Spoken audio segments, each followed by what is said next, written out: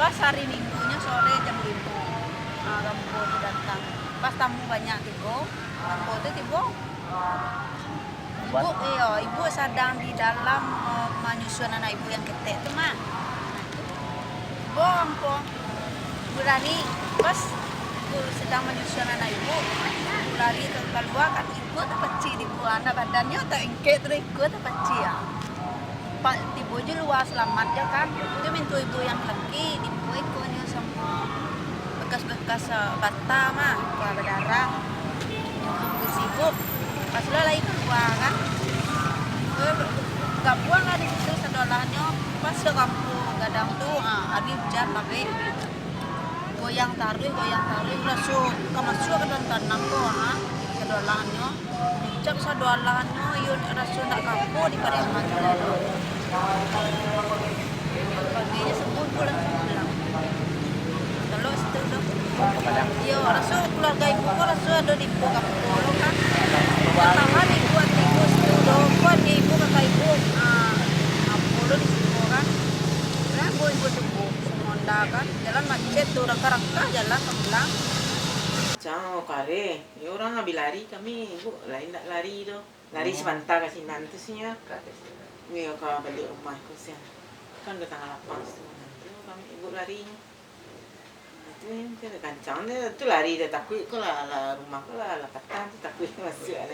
Ibu saya apa nda lari ke Tabiang tu lari ke bypass. Singo lari bypass tu sampai jam 2 balik malam sampai ke Simpang 5 malam. Juga lah be. Lah berhenti sebentar situ. Kurang lah galangannya kan. Nah ke bawah kami balik. Langsung ke Al-Azhar. Ya, di situ orang siko pun mengungsi ke situ sadonyo tu. Ya. Al-Azhar yang rendah tu kan. Nah, beko pagi-pagi kami pulang lah cantik rumah lah rata. Lah pencong-pencong kayak itu masih ada je baru yang pencong tu belum bendok lah. Punya kurang Tak ada orang Karacuri 15 hari lah mau. 50 hari. Ya. Lumpuh total. Waktu itu di tengah lawi ya. Oh, tanggal lawi. Enggak terasa tak? Kena terasa jangan ada gelombang Ke Lembang. Tu pulang ke darat orang tang. Iya. Orang lebih lari ya. Labi lari. Keadaan waktu tu apa? Tangang sebenarnya. Keadaannya hari itu udah biasa ya lawi ya. Tapi lawi biasanya menganggap mengungsi lah. Dia ke rumah mah paina ke atas itu tak mungkin dah. Tak takut. Bila ada di atas dia kadang tepi lawi. Jadi tepi lawi itu kadang tepi lawi datang. Buat sampai jadi dia datang.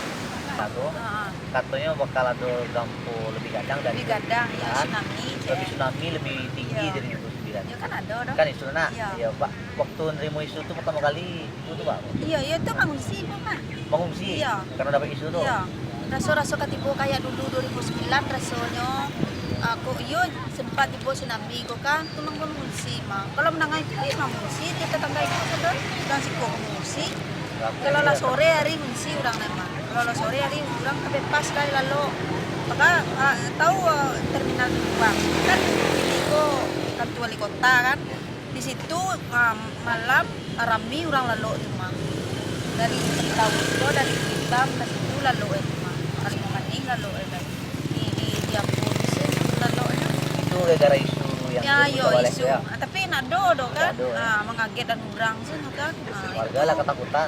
itu awal ketakutan 2009 tipu lo cik lain kan Yang 2008 iya itu rente orang kayaknya kan malam sih lalu ke orang tuh do fungsi orang mah taruh aku lagi aku pilawi gua lewat dan makan lewat bebas mah lewat termungkur mah ibu mah orang pilawi kok mah sih mah tapi lalu ke Lima Mandi kalau bahaya. Ndak lo jadi anu dah biasa lo nama alo lo. Oh, jadilah. Namanya rasa lah. Ada orang yang lari kok, kami ada sih kok. Loket. Mengindah. Dah. Ibu apa alasannya? Yo kan gempa ko kalau orang tuh tahu jamnya, tahu tanggalnya, tahu harinya itu tidak mungkin. Nah, pada sana waktu itu kalau tahu tanggal aja hari gempanya jam begitu itu tidak mungkin ada orang. Kecuali takkan petang tuh laba goyang salah ya itu tiboy kan. Nah, itu ada duga loh. Jadi kecil orang udah sekian dari kampung, udah sekian kampung. Tidak bisa ambil doman itu. Ibu Ando masih menyewa, tak beli rumah situ. Masih ada rumah di situ kan. Dia gak jampe dah. Yang di Gajah Tigo itu adalah pindah hanya ke bebas. Tidak sudah. Perintahnya tahu teorinya di punya di meja. Iya. Di bawah nak tangan awi, aku mau de pambe. Aku mau de karang pambenya. Kau tingginya, ke dalam lautannya. Bisa dicarian. Dia orang ke lautannya. Sudah orang ke lautan tak pernah nyampe ke lawi dah. Dia balik Mentawai ada pambe. Ada bagi kemari ada pambe kan. Jadi sama. Pulau-pulau tu sekarang tapi pambe itu kalau kena lautan. Jadi barana kapun letaknya mana? Jadi situ saya emang patokan anak. Tertinggi potensi tsunami di dunia. Ya, di dunia. Jadi selama ini kan kita mengenal yang identik dengan gempa itu Jepang. Untuk bencana tsunami itu sendiri ya pasti akan terjadi, kata Asep itu pasti akan terjadi. Masalahnya kan kita tidak tahu kapan. Bisa 100 tahun, bisa 10 tahun lagi, bisa 200 tahun lagi, bisa 300 tahun lagi, kan itu ya. Sampai sekarang belum ada penelitian bisa menyatakan siapa saja yang melakukan penelitian yang bisa menyatakan bahwa ini berpotensi gempa. Tapi tidak satu pun penelitian yang bisa menggaransi, memberikan garansinya bahwa di Padang akan terjadi gempa pada tahun 2015 tidak ada. Positifnya, kita ambil positifnya situ. Kalau kita ambil negatifnya berarti seluruh kota Padang bisa dilanda kepanikan bahwa itu akan pasti terjadi gitu. Dari situ kita ambil bahwa kita memanfaatkan spare waktu yang ada untuk meningkatkan kesiapsiagaan, melakukan pencegahan terhadap bencana tsunami. Kota Padang melakukan langkah-langkah kesiapsiagaan untuk mendirikan beberapa shelter. Ya, salah satunya yang cukup besar SMA 1, ya kan? Kemudian sekarang sudah ada di Kelurahan Karang Utara di Komplek Perumahan Villa Hadi Pasir, kemudian Masjid Raya juga dipersiapkan kalau untuk menjadi shelter terjadi. Dan masih untuk dalam tahun-tahun ke depan masih direncanakan dan masih diupayakan untuk dianggarkan agar shelternya tambah. Kemudian langkah selanjutnya dari Kota Padang juga pembuatan jalur evakuasi, sehingga dulunya jalan-jalan yang mungkin belum ada untuk melakukan evakuasi sekarang sudah mulai dibentuk atau dibuat jalur-jalur evakuasi itu, sehingga tanggung jawab untuk menjaga keselamatan dari warganya itu sudah menjadi kewajiban pemerintah. Itu kan fenomena alam yang tidak terjadi sekarang aja. Itu sebuah fenomena alam yang sudah terjadi beruntun dari waktu ke waktu. Kita tahu dalam sejarah gempa yang dahsyat di Indonesia, kita bicara gempa Gunung Krakatau di akhir abad 19, Gunung Tambora, itu gempa-gempa dahsyat yang mendunia aja. Tapi kalau kita fokus lebih kecil ke Sumatera Barat, gempa dan tsunami itu selang-seling dan itu sudah terjadi di abad ke-17, pada abad ke-19 ada beberapa kali, awal abad ke-20. Nah, selama ini memori bangsa, memori generasi hari ini tidak pernah tahu dan memang tidak pernah diberitahu bahwa gempa itu sudah menjadi bagian dari lingkungan alam Sumatera Barat, gempa yang periodik, sehingga saya kira ini saatnya kita untuk memperkenalkan bahwa pengalaman gempa adalah juga pengalaman sejarah bangsa dan sejarah Sumatera Barat, dan selama ini itu tidak termasuk, belum pernah terekam, belum pernah diperbincangkan. Kita hanya berbicara sejarah sosial, sejarah politik, tapi tidak pernah bicara tentang sejarah alam, apalagi sejarah ilmu pengetahuan. Kearifan lokal itu kan banyak macamnya. Pada intinya kan khazanah pengetahuan nenek moyang yang tersimpan di dalam memori mereka dan juga sebagian di dalam naskah-naskah tertulis. Bagaimana kearifan, kebijakan tetua orang tua kita di masa lalu di dalam menanggapi perubahan-perubahan zaman yang berlangsung dari masa ke masa.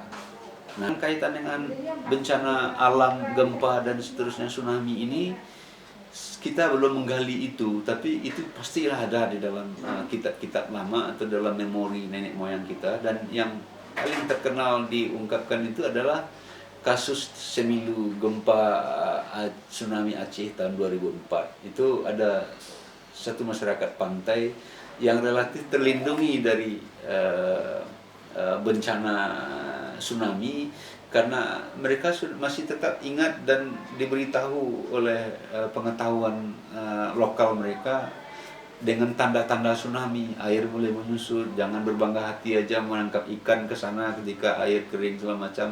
Itu tanda-tanda bahaya, dan carilah tempat ketinggian. Itu didendangkan, ada itu diwarisin.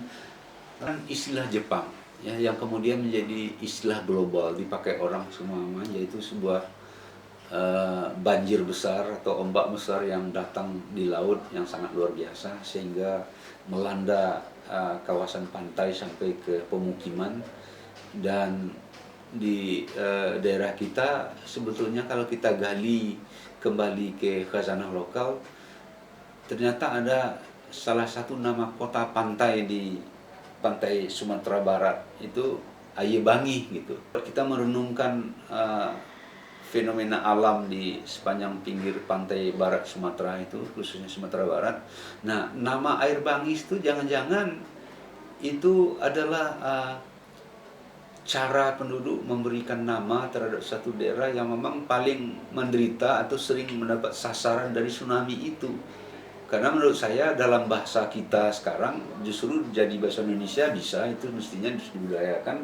Yang tsunami itu ya air bangi itu gitu. Artinya air yang menggulung sasaran dan korbannya tanpa ampun, dan ada nama sebuah kota. Dan kalau kita tempat itu air bangis karena sering didera oleh bahaya-bahaya tsunami itu bukan tidak mungkin dan sangat masuk akal.